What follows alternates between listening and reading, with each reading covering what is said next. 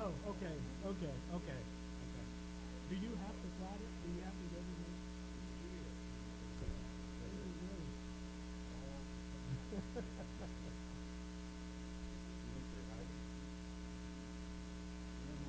I can't shake your hand. I got something. And I don't need to see it.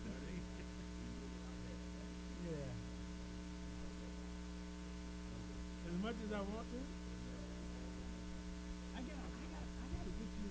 It's hanging up in the closet on the dresser. I gotta get that for you.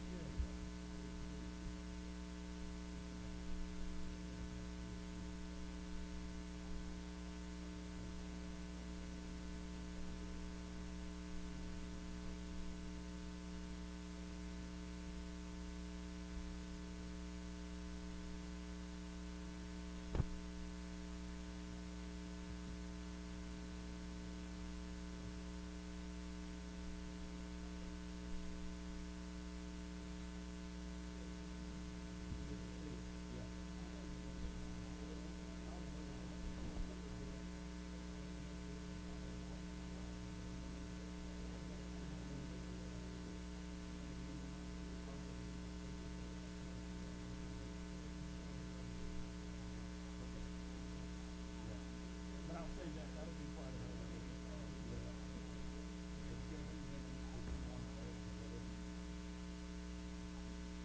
To other business. The piece on us filling in, and then I want y'all to take consideration on going back to monthly meetings. And my suggestion would be, if y'all think it's a good idea, that we just use the audit committee dates that we already have, and we move the audit committee up to 8:30, and then roll from the audit committee into a regular scheduled board meeting. Is that okay? Yeah, I just want to put it out there. Yeah, I just want to put it out there. Yeah,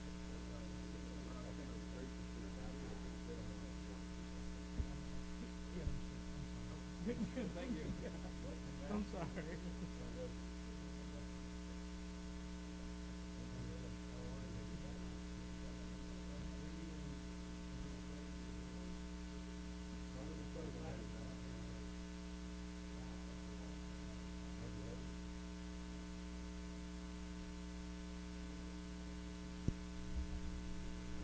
You didn't get back to last night, right? What are you doing? You were waiting. Yeah, that's right. Right, right. They never do. That's sort of like that trip that I had to do too. Man, I'm really trying to get to my memory.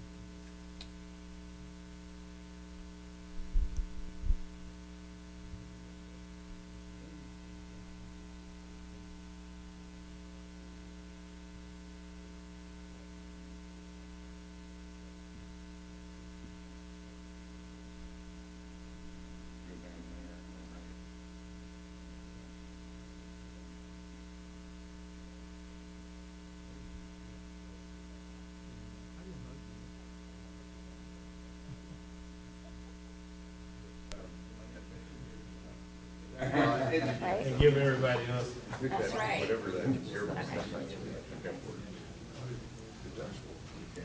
Where did you go to the doctor? After this.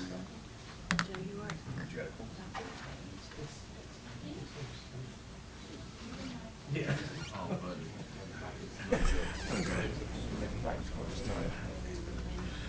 I don't think Fabianetti's gonna like it sitting next. As a matter of fact, There's John. There's John. He may want to move over a little bit. John, you want to move over? I got I got stomach virus. He's got red. Oh, good. Oh, yeah. Yeah, I'm sure an extra 2 or 3 inches will protect me. It is sort of. All right, good to see y'all. Hey, John. Hey, John. How you doing, buddy? Good. How you? Doing great. Mr. Chairman, How you doing, John? how you doing, sir? Good to see you. I'm a little bit under, so. You got his virus, too? What are y'all been doing? It's just. Newman's the only safe one down there. Bowman. Newman and Bowman got this. You got to figure it out. I got less. No. Yeah, so How long did you have it? almost a week. You want to show it? Hey, it Almost comes a week. back on you too, doesn't it? Yeah, so Hey, Joe. Don't give it to me. no joke. Okay, the pop right, I think we got her on. We're seeing you on TMZ, but weird. I'm not sick, don't worry. Okay. That was just congestion. I don't know about Stop that. watching That TV. coffee over there. I don't watch TV anymore. Sick of seeing myself. Yeah, man, I don't know. I think Joe had it like 2 weeks ago. This Jamie, and he's, no, Jamie's not coming in. Not coming? He doesn't need to call in. That's fine. Okay. Morning, ladies and gentlemen. Please mute your telephones. Remember that we are streaming today, so anything you say will be carried on the video. I'd like to ask you to stand and join Joe York in the Pledge of Allegiance. All rise, please. I pledge allegiance to the flag of the United States of America and to the republic for which it stands, one nation, under God, indivisible, with liberty and justice for all. Please stand for a moment of silence. Thank you. I'd like to ask Pastor Newman to give a special remembrance. Certainly, thank you, Mr. Chairman. We want to take a moment in a very personal way to express our deep condolences to Mr. Roy Schleicher and the loss of his father. And it's amazing that under the circumstances that you're here today, which says a whole lot about your love of this organization, your commitment to JAXPORT. But sometimes we have to take a minute to reflect on the realities of life. And oftentimes we confuse facts of life with acts of God. And it's a dangerous thing to do. These are just facts of life. We come, we leave, but in the middle is where we make a difference. I never knew your father, but he made a difference because he produced you. And we're glad that you're here today. We appreciate you, and we want to say we love you. Thank you. Amen. Amen. Amen. I'm on record to say Eric told me I didn't have to come, so. I understand why you're here. Mr. Chairman. Thanks very much. Appreciate that. First up today is approval of the minutes from the February 27th Board Directors meeting and the March 8th Special Board of Directors meeting. You should have all received copies in your board packets. Mr. Chairman, I'll make that motion. Second. Moved and seconded. Any discussion? All in favor, please say aye. Aye. Okay. Thank you. That carries. Next, are there any board members of the public who'd like to address the board at this time? Nancy? No? Thank you. We'll move on. Now for the presentations. The first milestone, Louise Vogel, crane technician at Bud Island Marine Terminal, 10 years. Chris Kaufman presenting. Good morning, Mr. Chairman, board members. It's a pleasure for me today to recognize Eddie.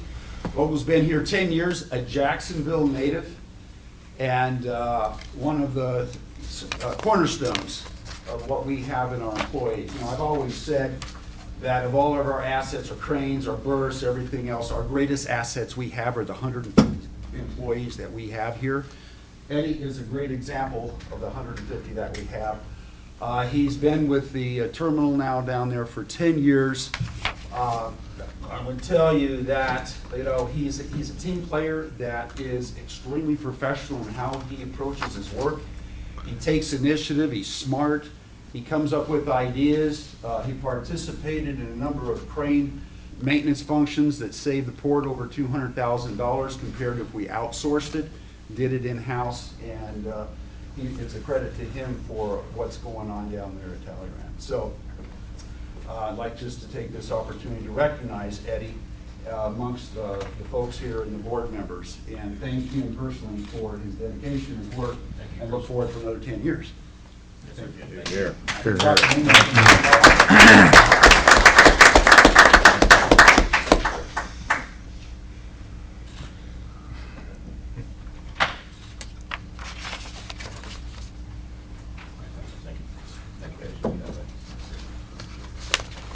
Thanks very much.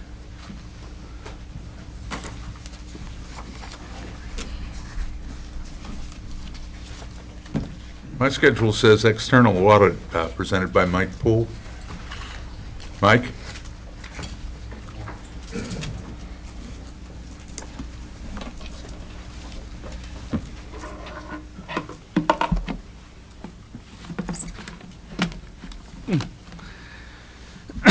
Good morning. The one and only item for approval for the board today is our FY 2016 external audit. It's done by the national firm of RSM. They used to be called McGladrey and Pullen. They're now known as RSM. It's a clean opinion, which means the numbers that we've reported to you are fairly stated. It means we've complied with all laws, rules, regulations, and specifically with the grants. This came before the January Audit Committee, and the Audit Committee, chaired by Mr. Fleming, accepted that report and referred it to the full board here. If you don't mind, I'd just like to say, who are the users of our audited financial statements? Who are the recipients? Who relies on those auditors to say that these numbers are fairly stated and they can rely on them? This body right here, our board. City of Jacksonville, the people that approve our budget, and we give them periodic financial reporting, and then these audited financial statements get rolled as a component unit to the city's financial statements as a whole, as does the airport and Jacksonville Electric Authority and the Transportation Authority. The state and federal government, you know, the people who give us, give us money for grant purposes, FDOT, and on the federal government, it's more on our security projects. We're required to give them this annual audit to make sure that we complied with all grant requirements. All our lenders, so all our banks that we currently owe money to, on our bonds that we've issued in 2008 and 12, those are, we're required to file annual updates with the Securities and Exchange Commission.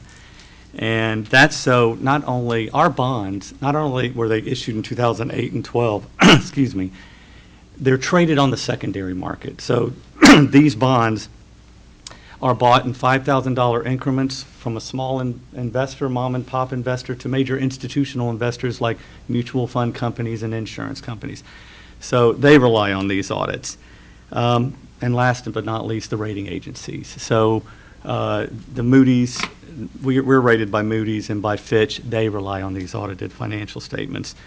What do? We have policies and procedures in place, but your procedures are only good as the people that put them in. From a very high level, this was presented to the Audit Committee in January, but it's a clean opinion. It says we have good internal controls. The CapEx expenditures, this is just very high level on the balance sheet. Some of the KPIs that we try to measure ourselves to, we like our capital expenditures to at least be the same, spend them enough on an annual basis, or at least on a rolling 3-year basis that you're depreciating. And we did that. We met that benchmark. We had a debt reduction of over $23 million. We met our debt service coverage ratios that we're required to. That's another KPI that we're required to meet with the rating agencies and with the SEC. And then lastly, the retained earnings, which we call net position at the end of the day, your assets minus your liabilities, what do you have that's remaining? It increased by 6% or $24 million. So it was a very healthy year last year. Those numbers are very similar just to what was reported to the board from a cash basis in our October financials, but from a pure generally accepted accounting principles where you have to report depreciation. We don't budget for depreciation. These numbers that we reported in January, that we report to you today, are similar except for depreciation that we reported back in October.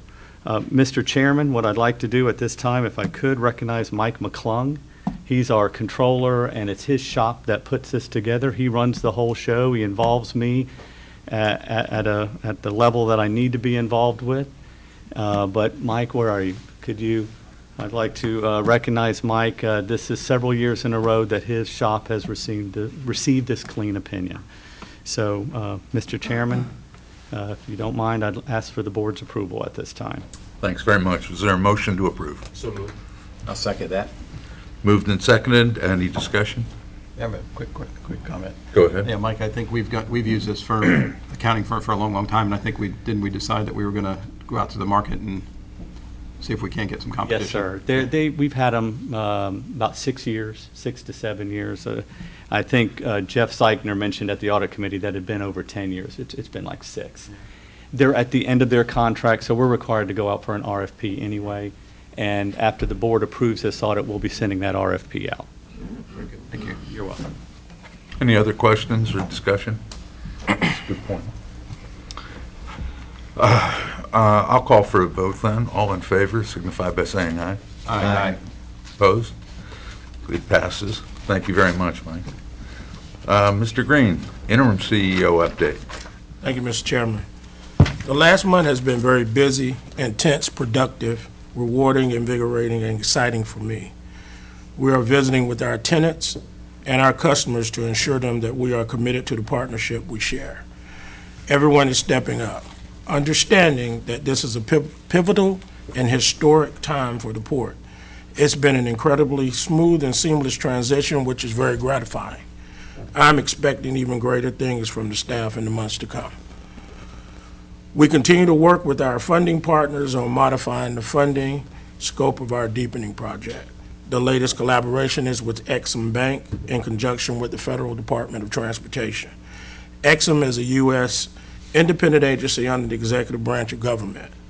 Senior members from Exim flew into Jacksonville last week to meet with me and the staff to express their interest in possible funding solutions. We will continue working with our new partners in the coming weeks. We currently have 2 bills before City Council. One is our the hiring of our in-house legal counsel, which Mr. York will serve on that committee, as well as Ms. Williams from HR and Jason Gabriel, the Office of General Counsel. The other is road closures that we have adjacent to the West Rock property that we currently have under contract. If I can get you to look at the screen. We currently have the West Rock property, which is all in green under contract. The road closures is everything that's in yellow, and we're working to acquire the piece that's in red. This will basically give us a seamless parcel across the street as we continue to work with current tenants to house in those on that parcel today. Those road closures and in-house legal counsel will be going through City Council May 9th and will be voted on by full council.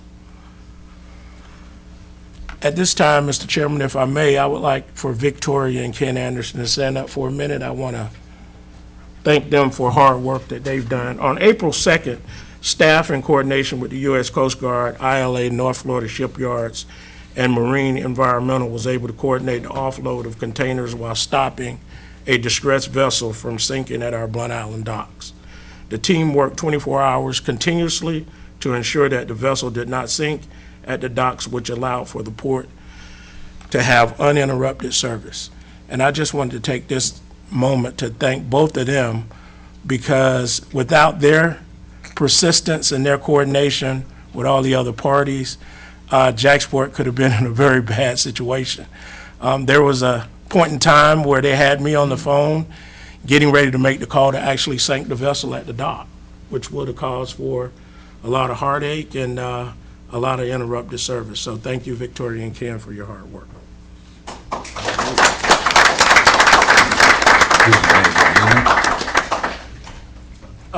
Mr. Chairman, I have 2 other items, but I think it's probably appropriate to discuss those on the other business. Yeah, please, go ahead.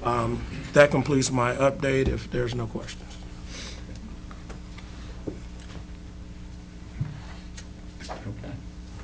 Chris?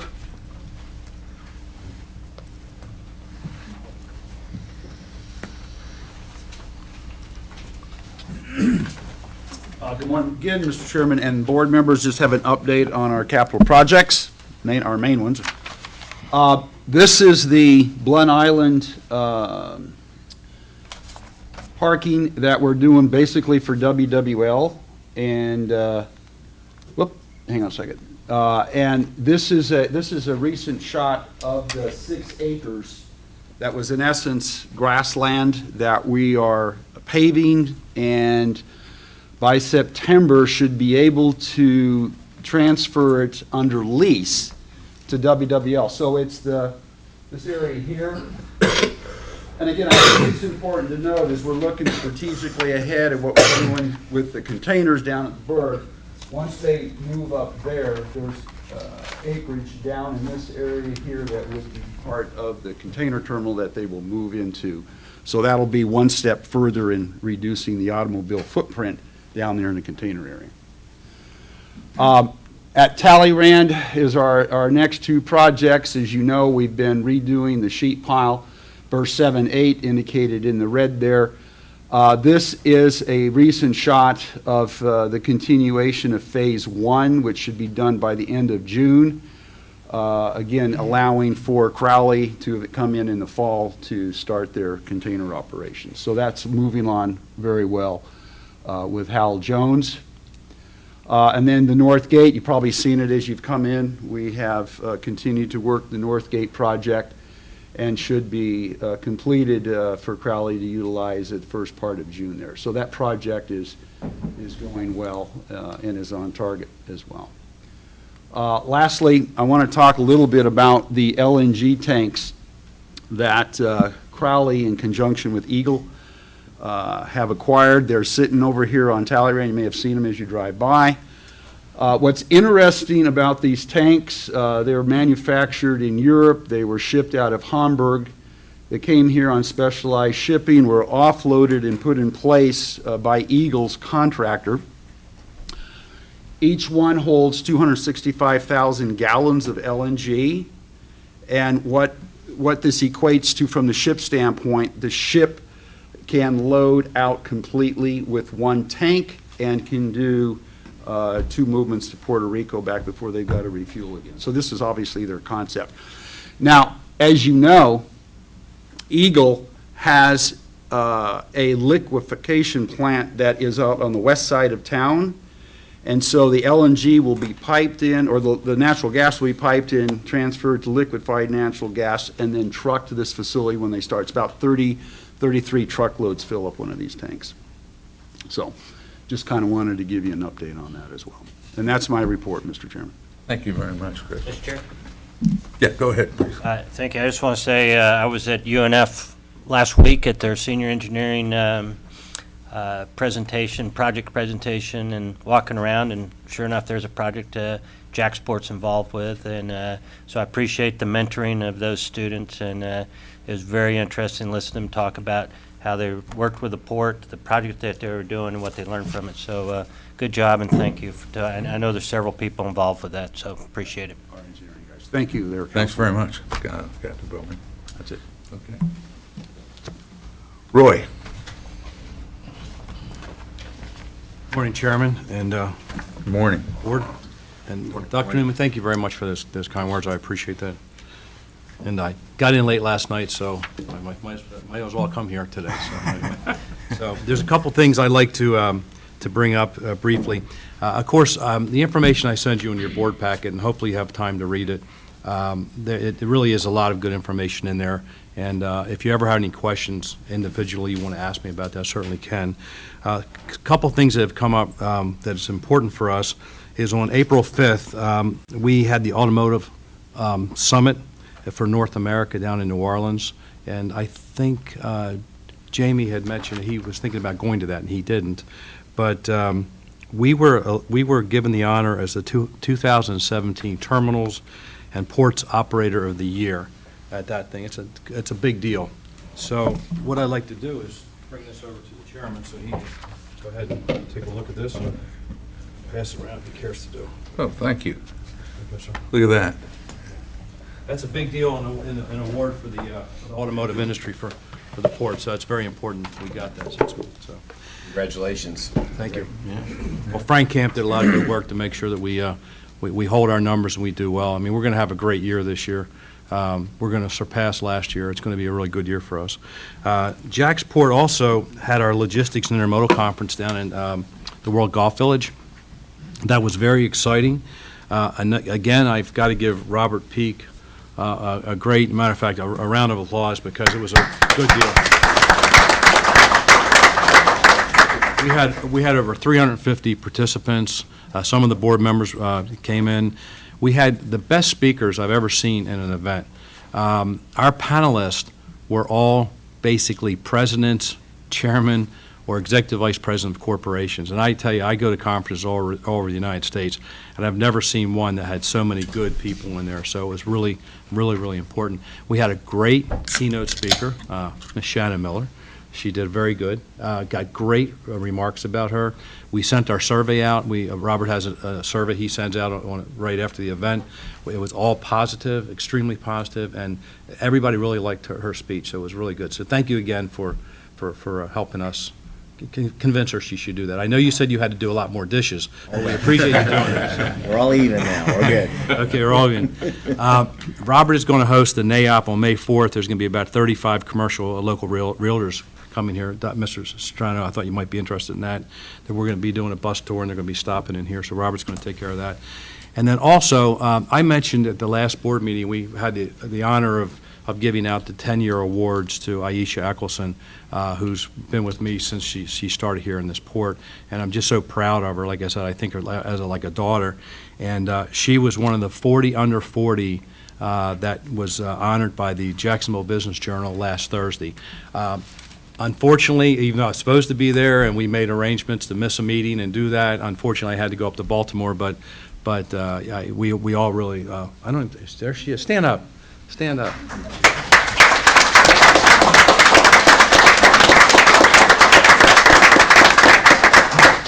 You know, if I talk long enough, I can get her to cry.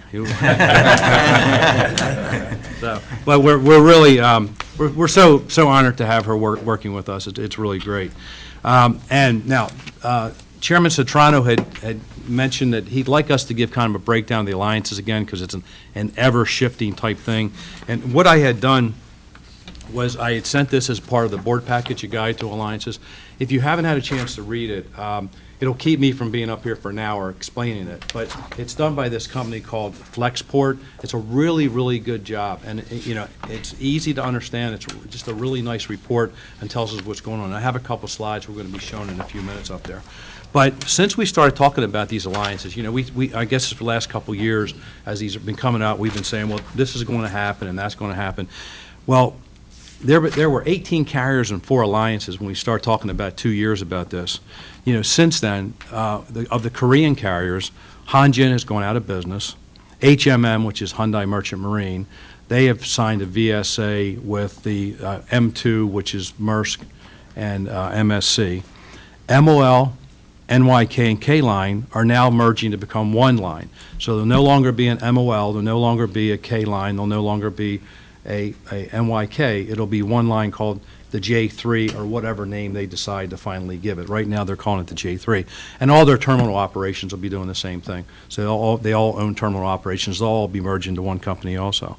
Costco, in China there was a Costco and a China Shipping. Now there's a Costco Shipping. There's only one service, one company coming into the United States from China.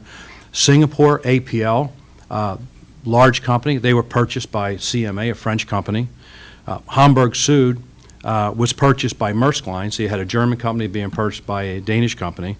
Hapag-Lloyd, who's a German company, purchased United Arab, who's an Arab company. And then MSC and Maersk, again, as I mentioned, took on Hyundai Merchant Marine as the VSA. So now you have 3 alliances with around 10 to 11 lines, and you've only really got 1 or 2 service or steamship lines that aren't affiliated with a conference today. Now that will change, but right now, really Zimline and 1 or 2 other in the West Coast are independent. But as you see what's happening, this represents 96% of the east-west market share in the United States, and all these carriers call our port, which is very encouraging. The Alliance has 2 weekly calls at TradePac. The 2M and the Ocean Alliance have weekly calls both at at SSA over at Blunt Island, and in addition, the MSC has an additional service that calls over at Blunt Island. So it's quite unique what's happening in the trade, but I tell you, it's almost done, I think. I don't think there's going to be a lot more shifting. I think it's pretty much shaken out now, because you got a lot of powerful people there. And the next slides I'll show you will show you some of the representation of the percentages. Do I have it here? This one? Okay, great. Wait a minute. You look at the 2M Alliance, which is the largest alliance, you look at their total east-west trades, you'll see that when they purchased Hamburg Süd, it put them over the 51% mark. So this alliance itself, which works at Blunt Island today, represents 51.4% of the, and that's really all we really care about right now is the total east-west trade, because the Euro Far East, this is the way that was done in the magazine, so I couldn't break that up too much. Transatlantic, we don't have a whole lot of transatlantic services. The transatlantic market's down. We're working very hard to get some transatlantic services, but the rates are so depressed that the steamship lines they really don't want to go out and start adding extra ports, because the cost, the revenue per container, they're moving containers for 200-300 hours. It's really low, compared to the Asia market's a lot higher. So as you can see, they are the largest we have, and then you've got the Alliance, which is located over at TRAPAC, and you'll see MOL has a 12% market share, Yang has 17, K-Line 13, NYK 15, and Hapag-Lloyd, who bought United Arab Shipping, has 41% basically. You look at the Ocean Alliance, which is also over at Blunt Island, and you'll see OOCL, that's a Taiwanese company. They have 11.7%. Evergreen has 22.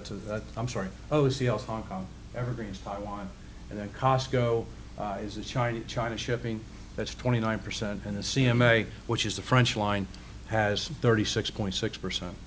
So when you look at the total east-west trade with the other lines, Ocean Line has 35%, the Alliance has 27.1%, and the other one is 33.4%. This is the total east-west trade lanes.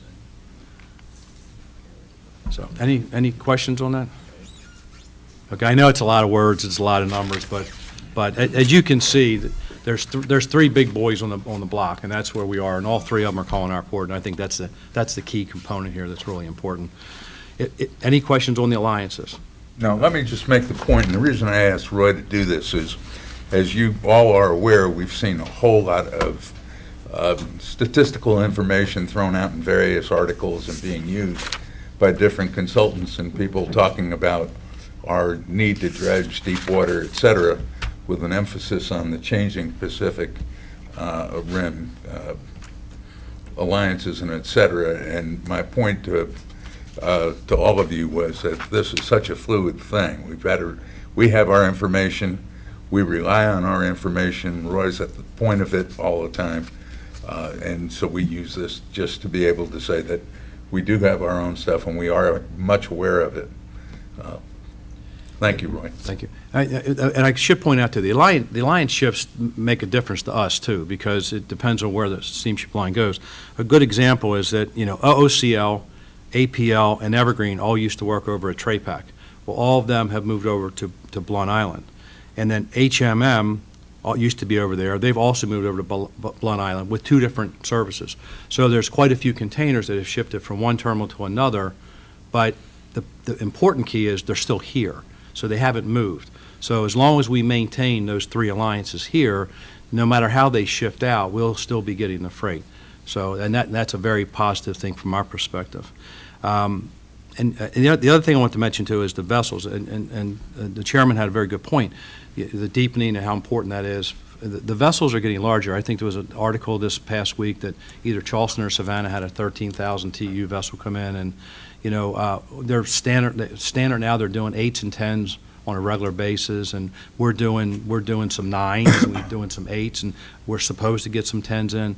So it's a cascading effect as the ships are getting bigger. I mean, MOL it's kind of funny because it's the big, who's the big kid on the block. MOL came out with the largest vessel was 20,100 and some TEU, and then a month later Maersk came out with 20,200 and some TEU. So it's like, who can have the biggest ship? those ships are always going to operate in Asia, Asia to West Coast or Asia to Europe, mostly Asia to Europe because of the draft. But as they build those ships, the other ships just get cascaded down to the next port. So, and I know I bring this up at every board meeting, the importance of dredging, but these ships, you know, a lot of people will say, well, just tell them to bring smaller ships in. Well, there aren't going to be any smaller ships, and the only thing that's going to come from Asia is going to be ships that are going to be 8, 10, 12, 14,000 TU. And if you don't have the deep water for that, you're not going to get the ships here. And that business just goes away. Nobody's going to do anything just for us. They're going to do it for themselves, and that's the way it's going to be. That's bare facts. So I move on to a couple. I know I had a lot that I sent you. A couple of things I think is just important to know that, you know, Crowley, you know, we've talked about Crowley, you know, not coming in here with the Puerto Rican services yet because of the ships aren't finished yet. They're not coming into our port quite yet. However, we are moving Puerto Rican business out. They have been bringing some barges in, some flat deck barges and some other vessels, and of course the Panama and the Costa Rica service they've been bringing has been doing very well. So we've moved, I think, about 18,000 TEU, about 9,000 containers through the facility here, even though they're not, you know, the big reason they're here is not here yet, but their other services have been doing pretty well for us. We're working on, I have a thing called Project Sand because they haven't officially gone out to do a news release yet, but this is a company that is located around Jacksonville that is already exporting 100 containers a week over to China with a sand product. So we're hoping in the next, I know Nancy and we're all waiting to hear from these people so we can announce the name of the company, but it's, they actually imported the machinery into the Port of Jacksonville. They built the facility, and now they're exporting through the Port of Jacksonville. So it's kind of a real good success story, so I can't wait to get it out there. So it's important for people to see what happens.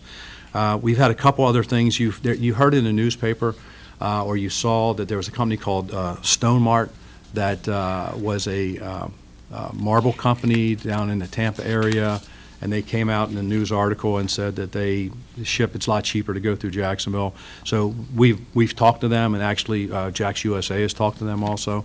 So they're looking at Jacksonville for potential warehouse and a showroom type operation down on Phillips Highway.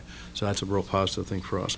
The ICTF is doing better than a little bit better than we expected. You know, we had a budget number we came in and we wanted to hit, and we're doing that.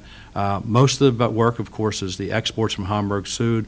MOL, we're getting exports and imports, so MOL is definitely supporting us. And now we're starting to get NYK and a couple other guys. So you're starting to see a lot of people that are more and more interested in moving. We're working with CSX. We have a meeting scheduled with them, I think, next week, where we're going to be talking about how we can improve some of the service patterns. There's been some changes over there. We're not sure with the new leadership at CSX whether they're going to come back and start cutting service lanes. We don't know. We haven't seen that too much yet. We saw a little bit of a change, but it hasn't really affected us yet. Maybe a couple hours longer getting here, but it's not been a big deal right now. Hans Mill Corporation, I know that Aaron's very familiar with them. It's a Chinese company that opened up a manufacturing facility here in Jacksonville to make trash cans, and they also import flatware from overseas. They're going to activate their FTC the end of this month. Probably next week, and they're going to have a grand opening in May. So we'll keep you advised on that. Michael Store, the distribution center, is now officially operating as an FTC out there on the west side. So that's Sudeth Global. You all know Sudeth. They basically, when they did the big project going down to the Caribbean, where the hotel, they opened up a foreign trade zone, they shut it down, and now they've got some more business they think they're going to generate, so they've asked to open up their foreign trade zone again, which is important for their duties and savings. We have a new company called Cycle Up, which is a 3PL.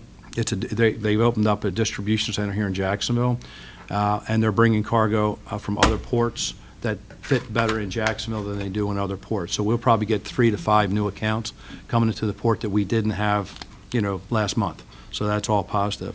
And of course, JZ Expeditors, I reported last month that they had their own foreign trade zone indoor, and they also had an outdoor, which is unique, the first one we've ever had here, and they officially will open it up this month. So that's where roll-on, roll-off cargo and tractors and things like this that are being held for whatever case that need to be in a foreign trade zone can go to their facility without breaking any U.S. laws or anything like that. So that's pretty important. Latin American trade is doing pretty well. We're working with Sionis on the warehouse over here. We've made a commitment with them to help them with the restructuring of the warehouse for additional freight. The pellets have gone to the side. I mean, we talked about pellets. We've basically decided to hold off on the pellets right now. It's just slowed down. They've had two very warm winters over in Scandinavia and Europe. So it's not that it's dried up, it's decreased quite a bit. So we're talking to Sionis. We're just going to put that on the back burner, continue to work on other properties. Sionis is interested in properties here we have across the street for future expansion. So there's a lot of good positive things going on. Auto growth, there's nothing new to talk. I mean, there's nothing new because it always continues to grow. We're going to be the WWL Vehicle Logistics, which handles Nissan and Infiniti. They're up 40% over last year. The Amport's main customer, Mazda, is up about, I had the report 8%, but that was wrong. It was 80%. I was a typo, and I apologize for that. Audi's up 27%. VW is up 33%. FCA, which was Fiat Chrysler, is up 73%. And Honda exports were up 137%, this time over last year. So we're doing pretty well. Glovis, which is it's an overflow cargo that comes down from Brunswick, they've been pretty steady with us, bringing in Hyundais and Kias also. We are working with one of our customers about the new auto terminal. We've told you many times that we needed to build a new auto terminal where the cruise terminal is.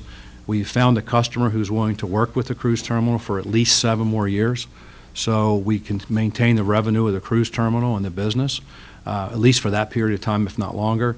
And then so we've had our engineers our engineers, everybody's been sitting down going over this. This is a very positive thing for the port. It's needed. If we had land, we could bring 1 million cars in here if we had the land to do it. I mean, we've got the business, we've got the reputation, and people know who we are, and we've got all the services here. All the trucking companies are here. People want to be here, but we got to get more land, and this is one way of creating more land. And as what Chris said earlier, we're even creating, wherever we can, we're trying to create paved space so we can put automobiles. Southeast Toyota, across our neighbor here, we're still in negotiations with them. They're just going through the legal thing with their people down in Deerfield Beach, but they'll be building a new processing center. It'll be about a $10 million processing center. We'll be contributing to part of it, a smaller part of it, about 33% of it roughly, but that'll tie them into another 20 or 30 year deal. So that's very positive. Good news, POV market. Not here yet, but the POV market's good for us because we get about double cost. Our throughput is about double than it is for a new car. That's the way it's always been in this industry up and down the coast.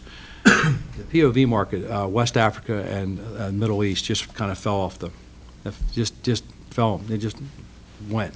So basically what's happening is that we're hearing from, when I was in New Orleans, I was with the president of Grimaldi Line out of Naples, and he's very encouraged. It looks like that the West African market is going to start picking up again.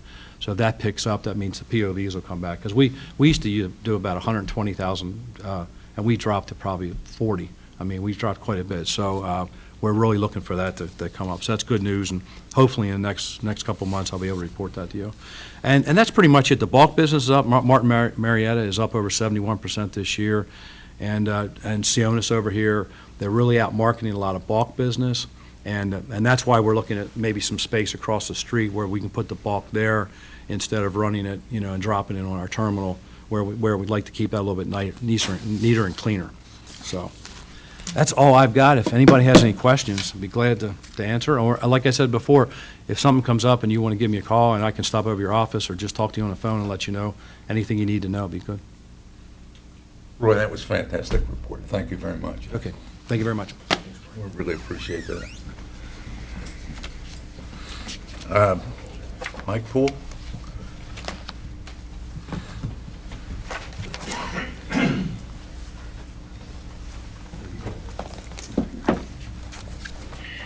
So the first thing we're going to report on is where we are 6 months into our fiscal year. We're in October, September 30 fiscal year.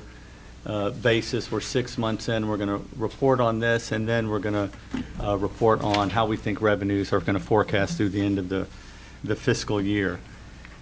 So we're currently, for March itself, we had a good month as far as being above budget. We were 1% or 58,000 above budget for the month. We were 4% below prior year for the month, but just cumulatively, we had a good month. Year to date, I'll speak to it in that because your cargo is going to fluctuate on a month-to-month basis. But you'll see that we're 4% or about $1 million below budget. We're 2% above prior year.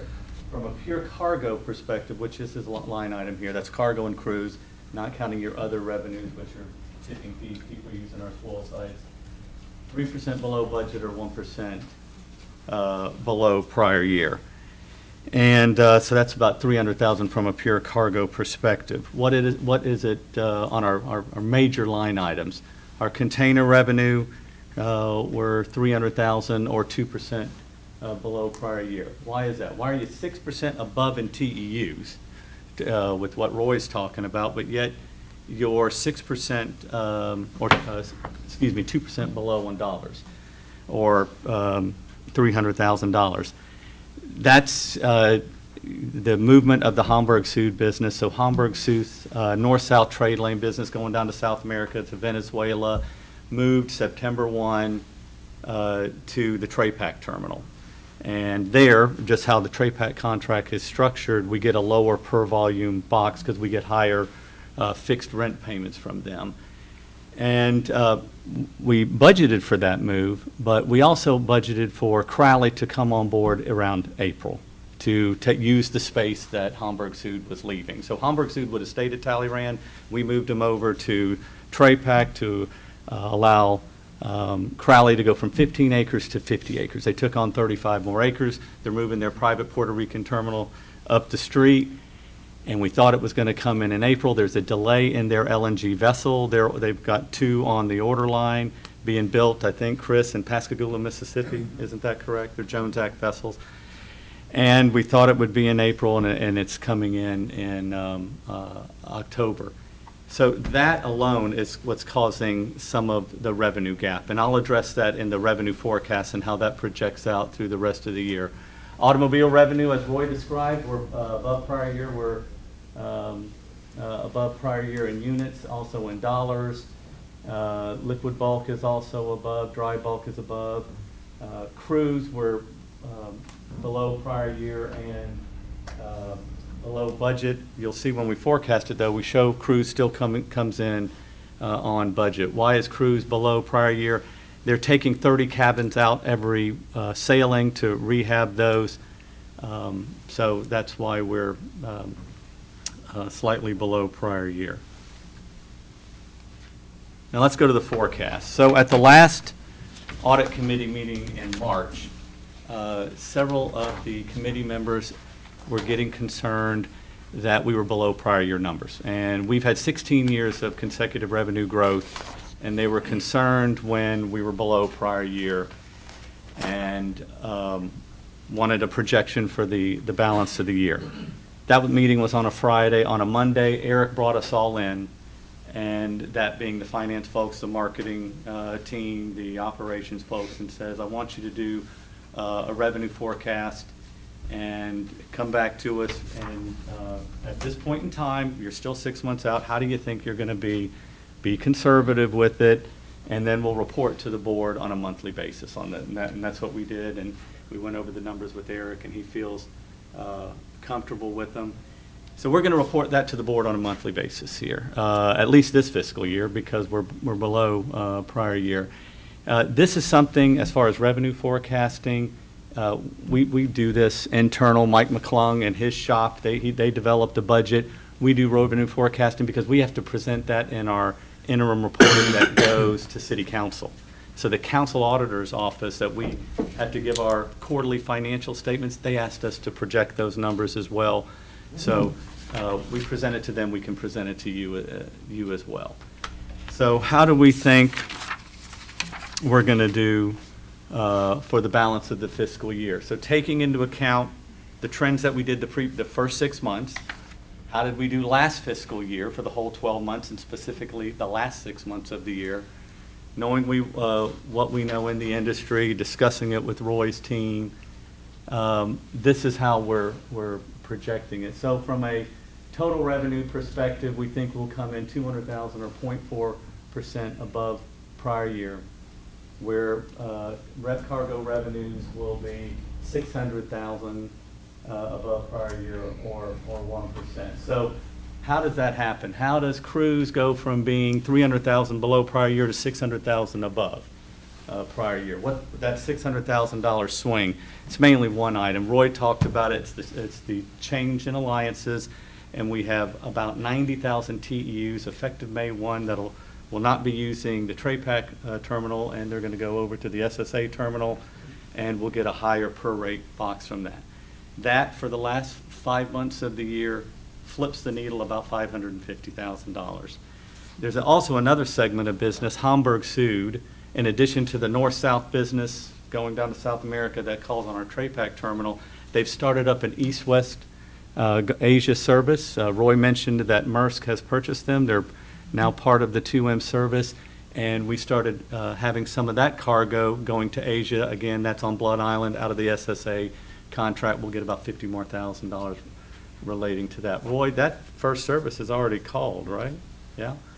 And all the other line items, and then also take into account in that revenue forecast, $27.1 million also includes a minimum annual guarantee that we negotiated with Crowley. So we negotiated a $700,000 guarantee to protect us since with the delay in their ship. So the MAG accrual for the Crowley shortfall, as well as the additional businesses will bring, that helps you turn a $600,000 swing here. Automobile, all the other revenue line items we're projecting to go on the current trend levels. Cruise, you'll see, where are we in dollars here? Still, we budgeted $4.6 million. They're going to come in $50,000 above that, 1% above budget, even though we're going to have less in passengers. Cruise, I said that that's about $40,000 that we're experiencing a revenue shortfall for the year for the cabins being out of service. Cruise will have 6 less turns. They're putting the vessel into dry dock. That'll be about $350,000 less dollars. So that's why cruise, we're getting from the previous year about $400,000 less. You'll see that with the 6 less turns, 20,000 less passengers, 197,000 last year. Last year was a record year. And this year is projected to 176,000.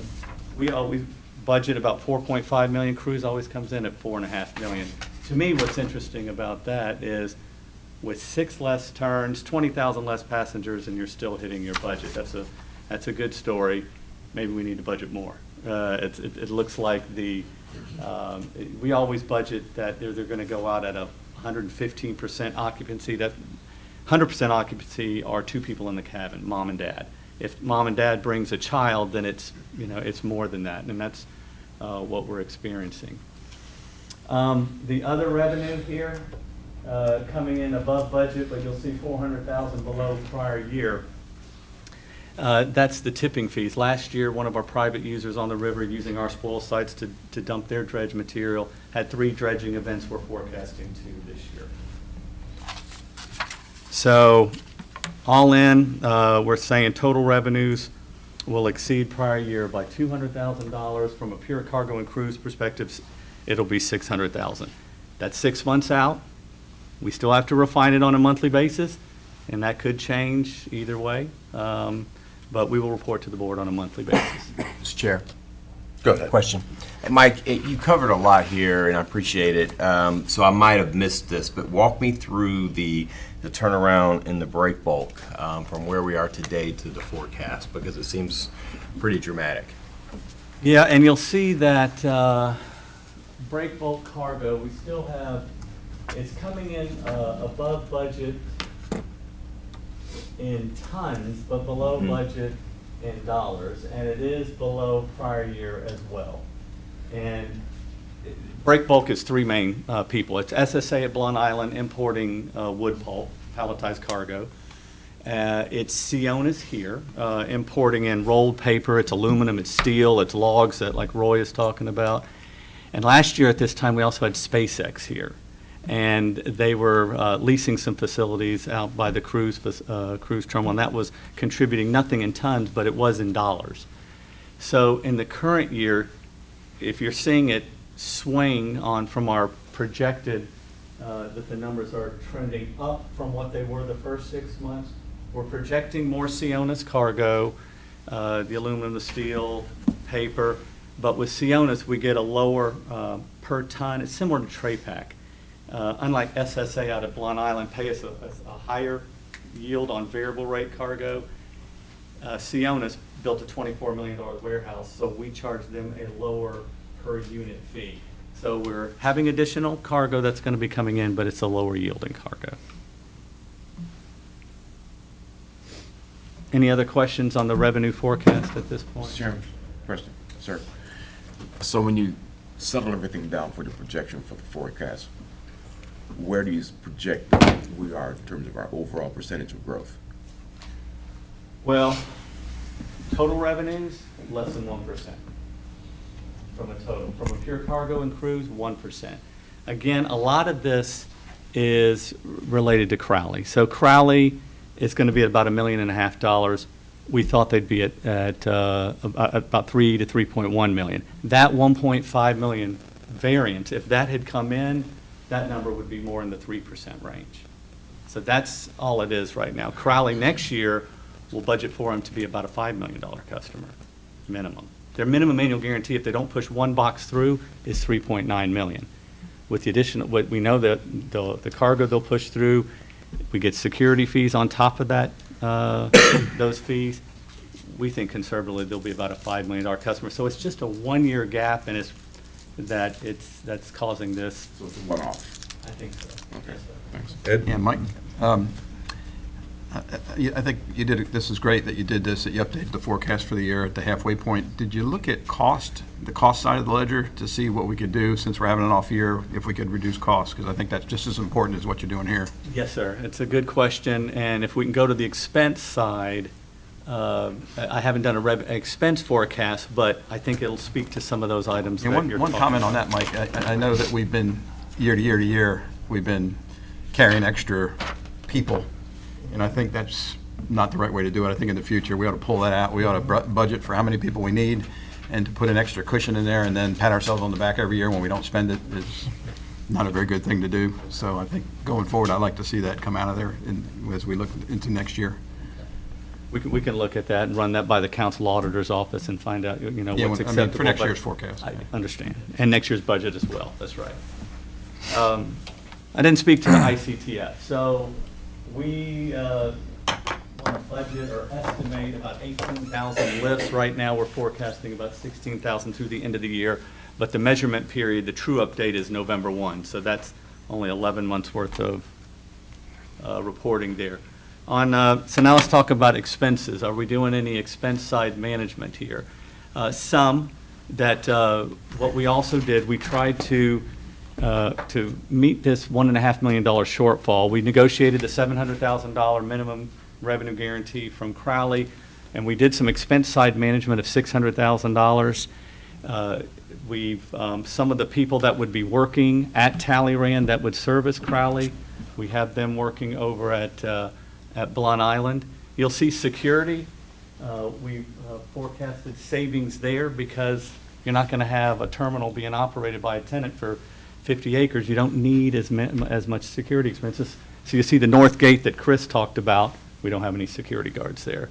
So we went through and tried to do that from a people, security, repairs and maintenance, dredging. Do we need to dredge as much there if you're not going to be using that berth? And specifically since Hal Jones is repairing, that whole dock, that $7 million contract that they're doing. We don't want to put off dredging too much because we don't want to get slammed next year with a huge dredging event. But Mr. Fleming, yes, we are trying to monitor that, and that was part of our $600,000 expense side management. Of course, almost 200,000 of that is what I just talked about, is the salaries that we put in there that we never spend. That's correct. And that is related to your billets. Yeah, you're right, you're unfilled. I think we're just kidding ourselves as far as that number goes. Yeah, now where are we compared all in? 5%, 751,000 that were below budget, but you're right. Of that number, 25, 30% of it is headcount. So we're trying to make up for it in other line items right here. What else on the expense side? You'll see that we're got some savings on our debt service. We pay our line of credit at the end of the year. We've also had some low interest rate savings, so we have savings there. This is how it flows down through the end of the year. If you look here, this last number here, net income before depreciation, that's what's sent over for our capital budget for matching purposes for capital grants. You'll see it's below prior year. Our big portion of it, last year was 5.9 million at this time. This year it's 3.3 million.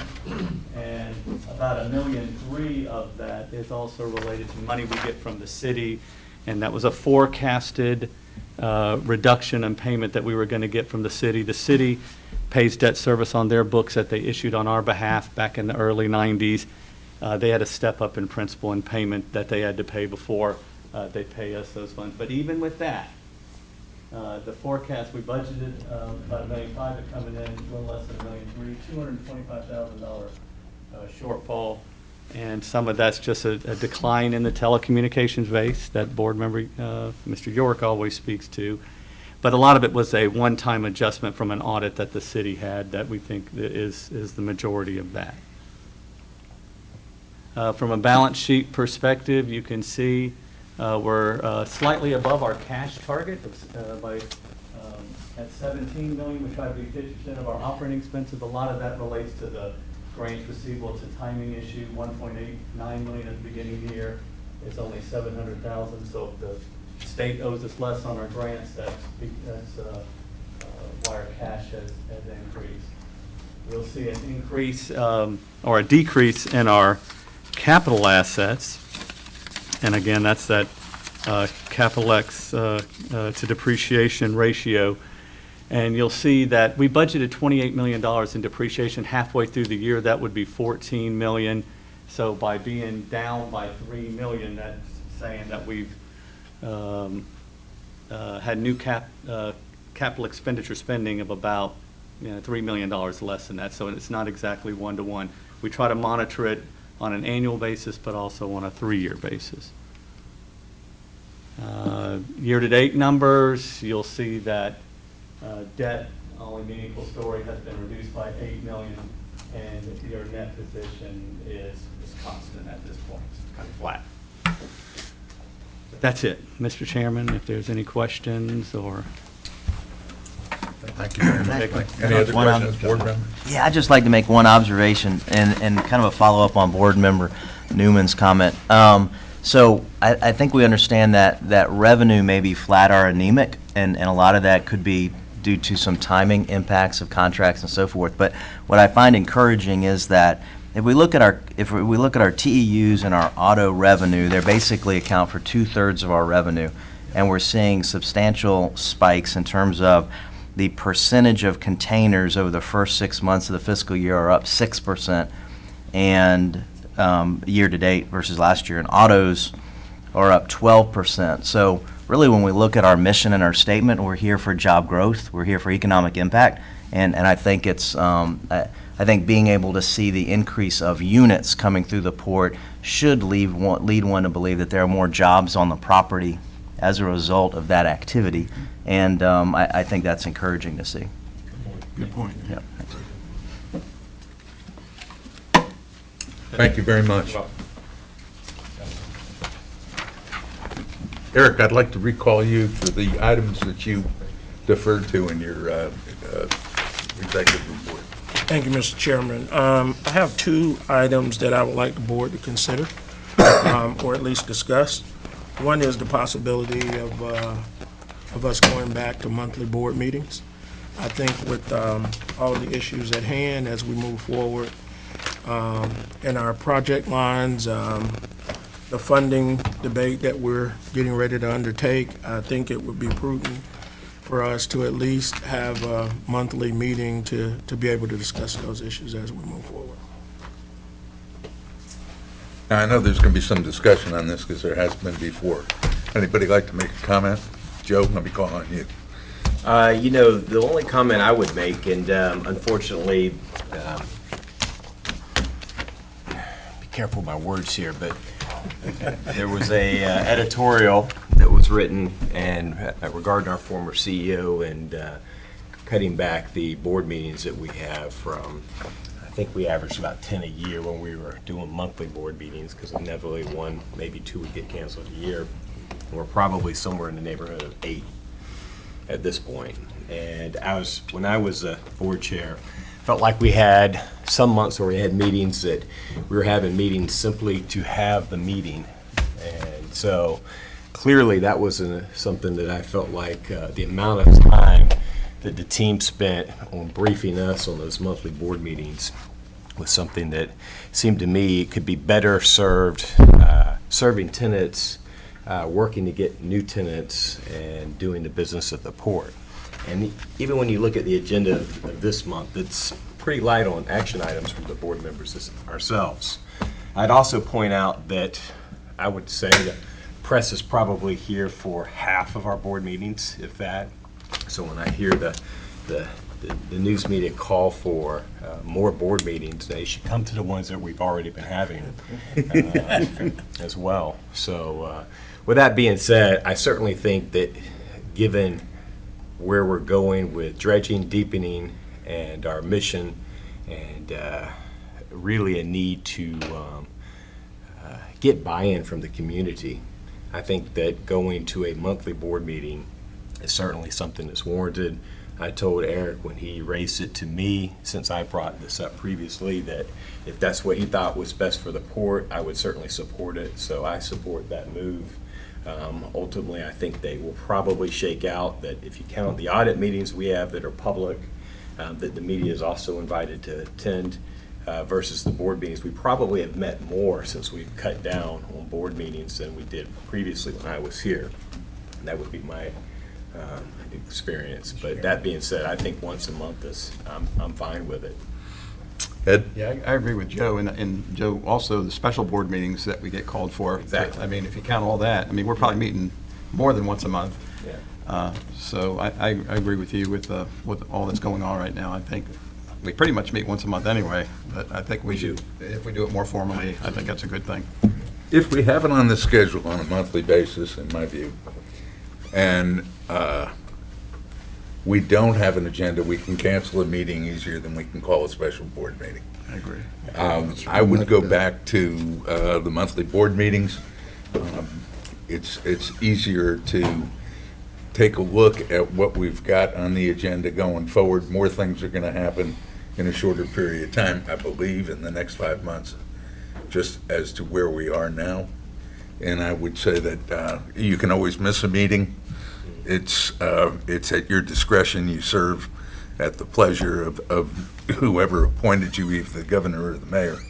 Nobody's ever abused that privilege. We've had great attendance, and even to the extent of Jamie calling in and today, et cetera, I mean, everybody's made the effort. So if that's the case, Eric, I don't know that we need to have a vote, but you can set your schedule accordingly and look to the monthly meetings to be at the discretion of you as executive director and your staff as to when we need to be here. If I may, Mr. Chairman, we currently have audit committee meetings where there's typically 3 to 4 members.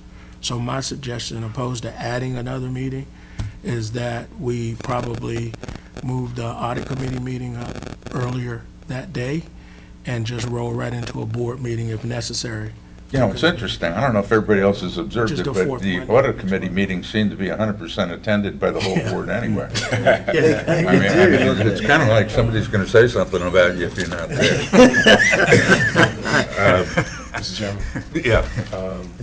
I'm smiling because I remember at the cruise terminal, when we had the conversation a couple of years ago, I guess it was about moving these meetings to bi-monthly, and I was pretty much the Lone Ranger at that point, saying that I thought we should keep it the same way.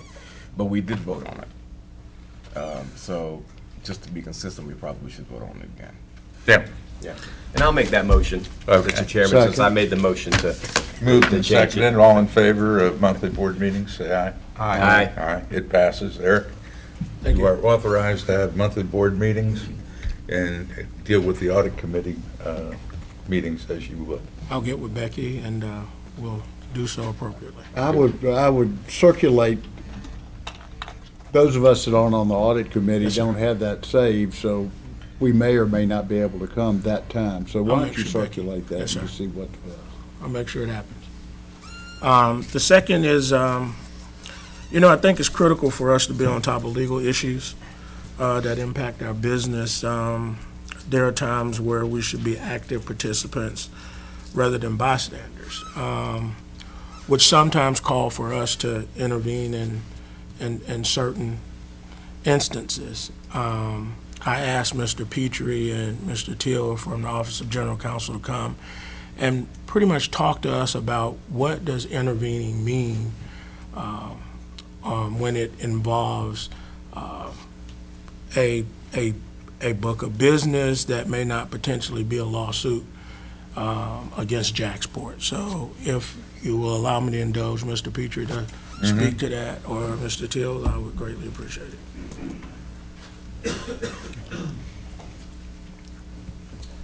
Thank you, Mr. Green. Mr. Chairman. Jason Teal with the Office of General Counsel. Basically, there are times when you may not necessarily be a party to the litigation, but you may have an extreme interest in the litigation. And I liken it to, for example, a rezoning of a property that's being done at the request of the property owner on behalf of a potential purchaser of that property.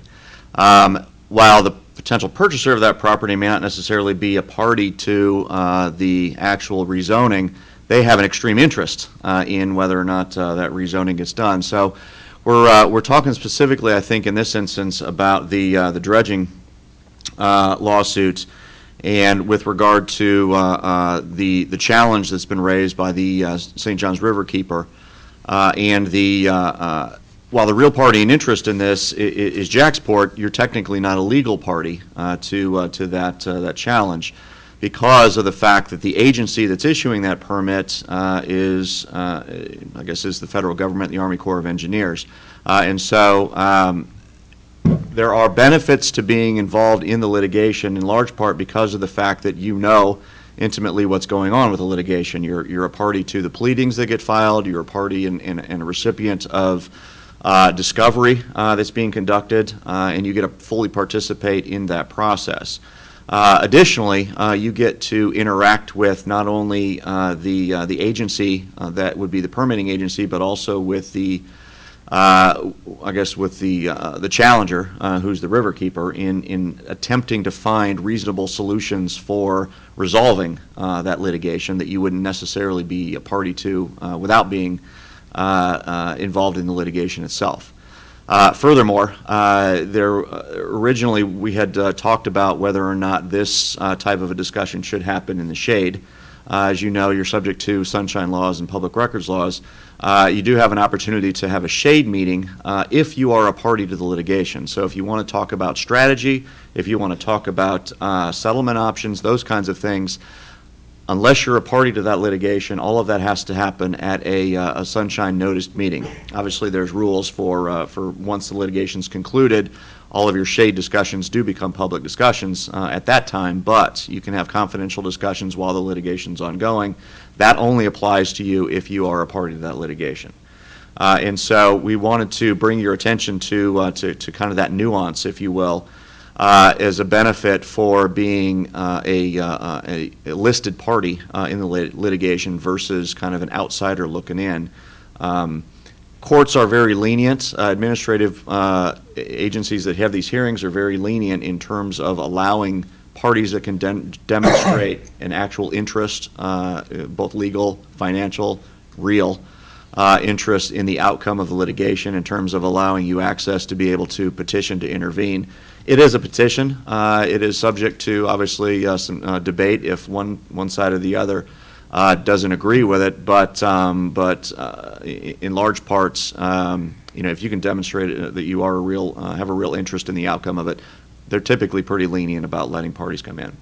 So I didn't know if there were specific questions that you wanted us to answer on that front, or if you need anything further from us. So I guess, are we asking to do this, become a party? And if so, what's our downside risk that we'd be taking on, if any? Well, obviously, the downside risk is the financial. You would be a litigant, and so there are the costs of litigation that would be associated with that. In terms of any other downside, obviously, you are a public agency, and so discussions that you have in terms of the litigation, there are, obviously those documents would become public record at the conclusion of the litigation, but you're going to have to live with the outcome. And our advice is it's always better to be a participant in that outcome as opposed to being a bystander and just living with whatever happens. Oh, we're going to have to stand for the legal fees anyway for the court, are we not? Or at least for the expenses incurred in their time in putting together the defense? Well, not unless you're a party, because what it would be is it would be legal counsel for the Riverkeeper and legal counsel for the Army Corps of Engineers through the Department of Justice. Understood that. If you intervene in the lawsuit, then you would have your own legal team that would act on behalf of the port as a client, as a party to the litigation. So that's where your legal fees and costs would come in, would be expert witnesses and the hard costs in terms of filing fees and depositions and discovery. And that sort of thing. There would be some costs associated with that. Yes, sir. Mr. Chairman, Go ahead. if we enter into this relationship, what allows us to exit it? You can exit at any time. Well, I say that if you desired to exit the litigation, then you would have to move to dismiss and in essence withdraw yourself from the litigation. Depending on the reasons for that and where we are in the litigation itself, the court would look at that, or the hearing officer would look at that in terms of whether or not that would result in any kind of prejudice to any of the parties. It could get so far down the road that maybe the court wouldn't let you exit, but it's a very rare instance where they wouldn't let you pull out. Do we anticipate just general counsel expenses, or do we look at bringing an outside law firm into this? We would have to look at that. I know that when this case was pending in front of the Division of Administrative Hearings at the state level, the port did have outside counsel for that. Reason being is that general counsel's office is good in terms of port contracts and the typical port stuff. This requires a level of expertise that may go beyond what our office is capable of. But that would. So we could be talking about north of seven figures easily. When you start talking about outside attorneys and expert witnesses and all that goes along with that, it doesn't take long to blow through $1 million. The good news with this type of a challenge, though, is that you do have I guess somebody to share the pain with you, so to speak, in that it's going to be the federal government who's going to be defending the determination of the Army Corps of Engineers, and so you'll probably be asked to assist with if there are some experts that need to come from that. There's a lot of expertise in this already based upon the Army Corps of Engineers, the studies they have to do, obviously from federal governments. Anytime you do a permit like this, there's a bunch of studies that need to happen up front before you get to a permit decision. So obviously, you're looking at who your opponent is as well, and so if we're talking about the Riverkeeper that doesn't have, billions of dollars of money that's available for legal fees, then they'll tend to keep the costs down as well. So You're not dealing with, a typical suit where you would see, like, for example, if you were challenging with another port on a contract issue or something like that. This could go on for a couple of years, though, right? Typically, they go faster than that because of the fact that the type of hearing that it is. There are obviously certain legal strategies that may come into place in terms of delay, but this isn't the first rodeo with this particular one because it did start with the Division of Administrative Hearings. So there has been some preliminary stuff that's been done on that front, but which should expedite things. But you can never tell with litigation. Mr. Chairman? Go ahead. I think this is the most important issue before our board, and we really have no choice, but in my view, but to intervene, and I would so move that we do so. Second. Before the vote, Yeah. Mr. Chairman, I really, what I was asking for, I'm glad Mr. Baker got to that, but I really wanted this to be a policy of the board on any lawsuits that may be out there.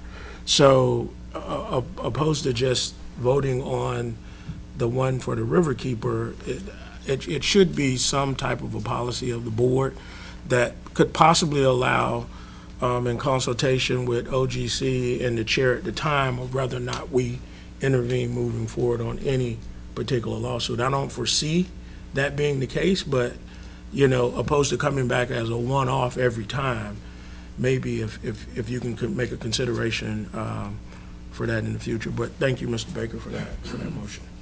Well, we got two issues here. One is the one-off issue, which is the critical issue that we're addressing now. And the other is the secondary issue that wasn't brought up in this motion, but is a consideration for further time. Right. And I'd rather handle the two of them separately and vote on this issue because it is critical and it is in front of us right now. So that motion, as Mr. Baker said, has been moved and seconded. Is there any other discussion? All in favor? Aye. That passes. Now, on the other issue, Eric, relative to doing this on a full-time basis, I think we need to have further discussion on that, rather than get into something that's all-encompassing, that's not something that's immediate. So, you got that? Thank you, Jason. Appreciate your interest. And I think this is a critical issue, and hopefully we'll be able to resolve it expeditiously and save on some of that money. But if we have to spend it, this is the time we have to do it. Are there any other items that come before the board? Other business, I need you to call for a motion on travel. Oh, okay. I'd like to ask for a motion to approve travel. Mr. Chairman, I'll make that motion. Okay. All in favor? Aye. Okay, we have that motion, it's passed. Thanks very much. I don't think there's anything else. Okay. Thank you very much. Thank you. The meeting is adjourned. Thank you. And I hope all of you get well, including my